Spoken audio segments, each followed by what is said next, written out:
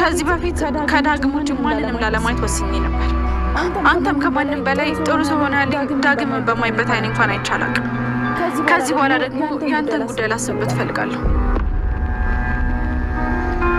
ስለዚህ የምትወደኝ ከሆነ ይህንን እድል ተጠቀምበት። እሺ ዳግም የማይመለከት ነገር ውስጥ የምኖረው የማገባው አንዴ ነው። ስለዚህ በደንብ አስቤበት ነው። ራሷን ግራ መጋባት ውስጥ እየከተተች እኮ ነው። እንደሱ ከሆነ ደግሞ የበለጠ አስደስታታል። ዳግም ለማስቀናት ብላ ግን ለሳሚ ቦታ እየሰጠችው ፍቅር መጨረሻው ማየት ራሱ የተመኘ ተው የኔ ልጅ፣ ይህ እኮ ቀልድ አይደለም፣ ህይወት ነው። ጭራሽ በፊት ያቀፍሽው ለምን ታዲያ ትስሚ? ተናደሽበታል። ድጋሚ ደግሞ ታዝኝለታለሽ። አንቺ ራሱ ራስሽን አታውቂም። እኔ እዚህ ያለሁት ከአንተ ጋር ስለማን እንደምታወራ አላውቅም። ስለኛ ብቻ እንድናወራ ነው የምፈልገው። ብሌንዬ፣ ዳግምን ለማናደድ እየሞከርሽ እንደሆነ ገብቶኛል። በመናደዱ ብዙም ባልደሰት ከኔ ጋር ስለሆንሽ ግን ደስ ብሎኛል። ሳሚ፣ ለምንድን ነው ግራ የምታጋባኝ? እኔ አንቺን ግራ ገባሁ? አዎ፣ በአንተ ሁልጊዜም ግራ እንደተጋባ፣ በተለይ ደግሞ ሰሞኑን ምን መሰለሽ የኔ ቆንጆ፣ ስታስቢኝ እኮ ነገር አትገቢ አይደል? ከዛ ደግሞ ለመገናኘት ታስቢያለሽ። ስለዚህ በዛ ማለቤት የአንቺ ችግር አንስታለሁ ማለት ነው። ሰሞኑን ለምስክል ይገባል። ለካ አንቺ እያሰብሽ ነው። በቃ ደህና ደሽ ዶክተር፣ አመሰግናለሁ።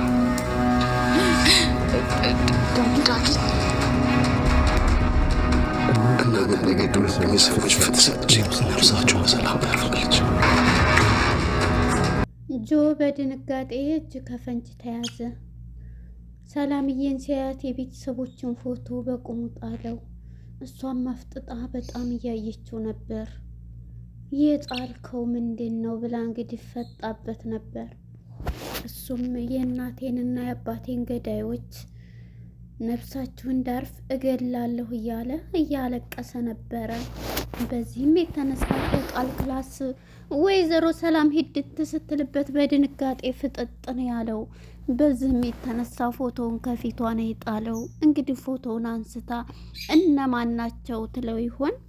እሱም ደግሞ ያው አያቅምና በመደንገጡ ትገረማለች። ነገር ግን ደግሞ ለምን እንደደነገጠና ይሄ እነማን ናቸው ስትለው ምን ይል ይሆን? በጣም ይገርማል። አሁን ላይ ዳግም የሚያደርገው ሁሉ ቅጡ ጠፋው። በቃ ተቀማሁኝ ብሌን የሳሚ ሆነች እያለ ራሱን መጠጥ ላይ ደበቀ። እየጠጣና እየሰከረ በቃ ካሁን በኋላ የኔ አይደለሽም እያለ እሷም ከሁለቱም ጋር የሆነች ያለችው ቃል ብሌን አሁን ላይ ዳግም በጣም በንዴትና በስሜት ውስጥ ይገኛል። ቃል እዚህ ቤት አላድርም፣ ቤቱን ለቅቄ ሄዳለሁ፣ እግሯ ስር ተደፍቼ ሰላምን እናቴን ስትል አታፍርም እንዴ? ልቧ እያወቀ ይቅርታ ጠይቄ እዛ እኖራለሁ እንጂ እዚህ ቆሻሻ ቤት እንዴት እኖራለሁ እያለች ብቻዋን ስታልም አደረች። ሰላም ጤና ይስጥልን ውድና የተከበራቸው የቻናሌ ቤተሰቦች እንኳን ወደ ቻናል በሰላም መጣችሁ። አደራ የተሰኘው ክፍል 82 ተለቀቀ። እንግዲህ በባለፈው ፓርት ላይ ዳግምና ሳሚ ቃል ተገባብተዋል። ምክንያቱም ብሌን ካንተ ጋር አንተን አፍቅራ ከሄደች እኔ ቀለበት አስርልሃለሁ በማለት ነበረ የተናገረው። ተስማምቻለሁ በማለት ከኔ ጋር ግን ከቀጠለች በፍጹም በህይወታችን ውስጥ ድርሽ እንዳትል ሲለውም ሳሚም በተዋረና ጥሩ ሰው በሆነ መልኩ ተስማምቻለሁ ሲለው ነበር። እና በዚህ የተነሳ እንግዲህ ሳሚ ልቤን ሆዴን እያለ ደግፊ በማለት እንግዲህ ብሌንን ደግፋው መጸዳጃ ቤት ስትሄድ ይህንን ያየው ዳግም እጮኛዋ እሳት ይለብሳል፣ እሳት ይጎርሳል ይበለኝ። በመሰረቱ አንድ ቀንም ክብር ሰጥቻት አላቅ፣ ስደውልም አላነሳሁ እያለ ያደረገውን ነገር እያሰበ እየተናደደም ይገኛል። በፊቱ ደግፋው እንግዲህ መጸዳጃ ቤት ይዘው ሲሄድ ጭራሽ ሽንት ቤት ደግፋው ይዛው መጣች እያለ እየተናደደ ነበረ። በዚህም የተነሳ ወደ ብሌን ጋር በመሄድ ብሌንን እንግዲህ ብሌን የኔ ውድ ብሌን እያለ ብዙ ሲላት እሷን በድንጋጤ ጭራሽ መጸዳጃ ይዘሽው መጣሽ በማለት ነበር። በቃ ስላሁኑ ሳይሆን ስላለፈው አንተ ምንም ተረድተኸኝ አታውቅም። እንግዲህ እሱ እየነካካት ሊስማት እንድሲል ጠጥተሃል አይደል? ጠጥተሃል እያለች በጣም ትንተላለች ማለት ነው። ትናደድበታለች። በዚህም ጊዜ ሳሚም ቆሞ ቆይተሃል እንዴ ከቆም ስትለዋውጣል። እንዳውም ወድሻለሁ ብላኛል አይደል?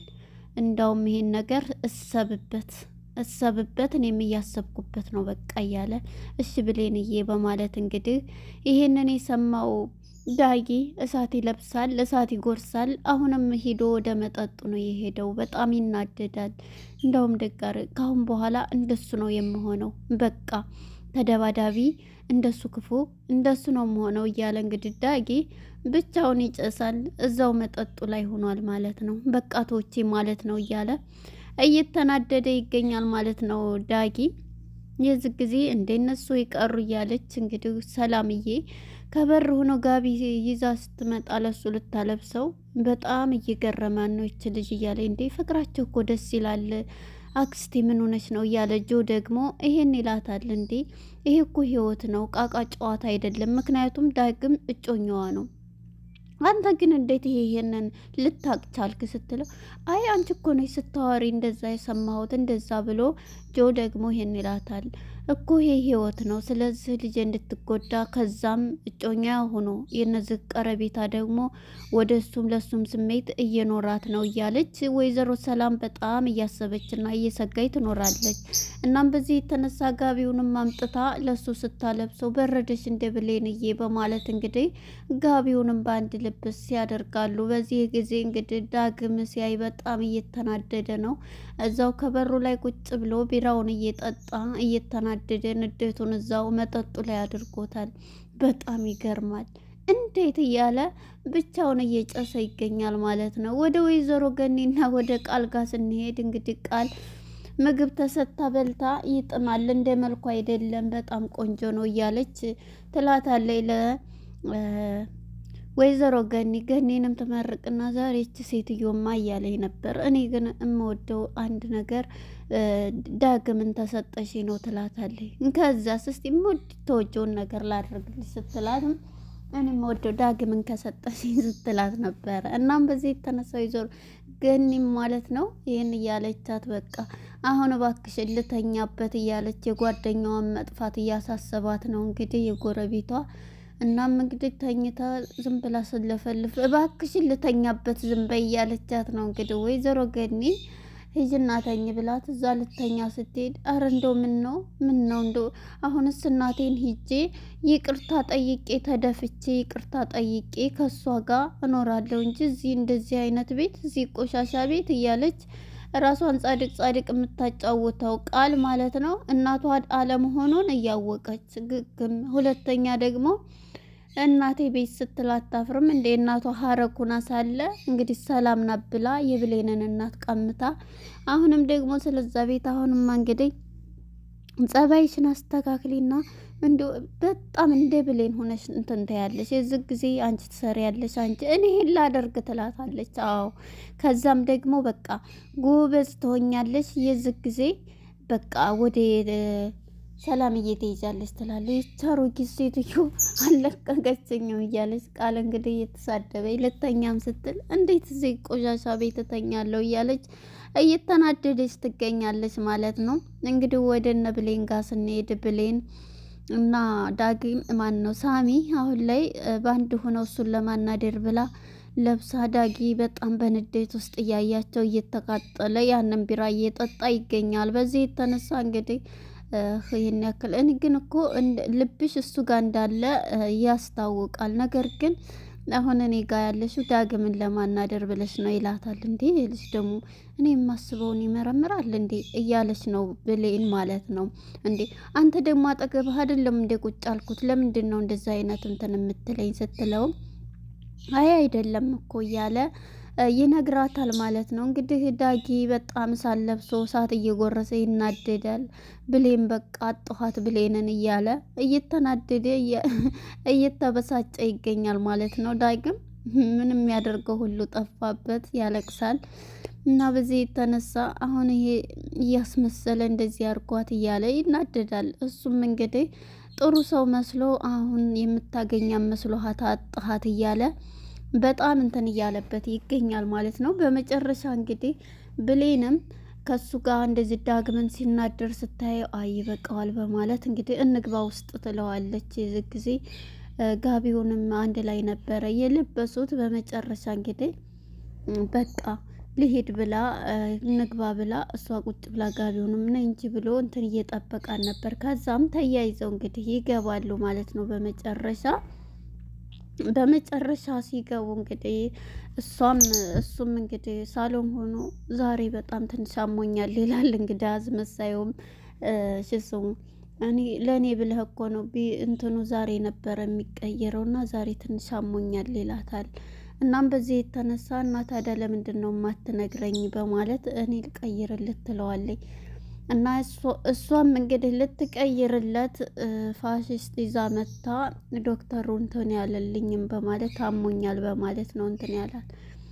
እሺ ብላ እሷም እንግዲህ ወደ መድኃኒቷን አምጥታ እሱን እየቀየረችለት ነበረ። በዚህ የተነሳ እንግዲህ ዳጊ ሊያይ ችሏል ማለት ነው። እሷ ሁሉንም ጨርሳለት የእሱን ሰውነት ማየት ራሱ በጣም እንትን ብሏታል፣ ደብሯታል። እንዴ ምን ሆነች ነው እያለ ቢላትም አይ ምንም እያለችው ነበር። የመጀመሪያሽ ነው እንዴ ሲላት አይ አይደለም ግን ያው ብዙም እንትን ስላላልኩ ነው ትለዋለች። እና በዚህ የተነሳ እንግዲህ ዳግም ማለት ነው ሳሚ ማለት ነው ቃልን እና ዳጊ መጥቶ የእሷን ቀረቤታ ባየ ጊዜ እንግዲህ በጣም ይናደዳል ማለት ነው። ጭራሽ አንድ ላይ ጭራሽ ዶክተርም ሆናለች ለሱ ያለ በጣም ይናደዳል ማለት ነው። ዳግም እንግዲህ ምንም ማድረግ አይቻል። ከድንገት እንድህ ሲል በጣም ይፋጠጣሉ ማለት ነው። አብሮ ሊያድሩ ነው እንዴ እክላሷ ለምን አትሄድም እያለ ነበረ። እና በዚህ የተነሳ ዳጊ ከድንገት ሲያያት ማለት ነው በጣም ድንግጥ ትልና ዳግም ትላለች ብሌን ማለት ነው። የዚህ ጊዜ ተፋጠው እሱም በጣም እየተናደደ ነበረና ተነስቶ በቃ ይሄዳል ማለት ነው። የዚህ ጊዜ ዳጊም እንግዲህ ወደ ቤቱ ሲሄድ ብሌን ማነች ወይዘሮ ሰላም ደግሞ ከቃል ክላስ እዛ ህደግተኛ ትለዋለች።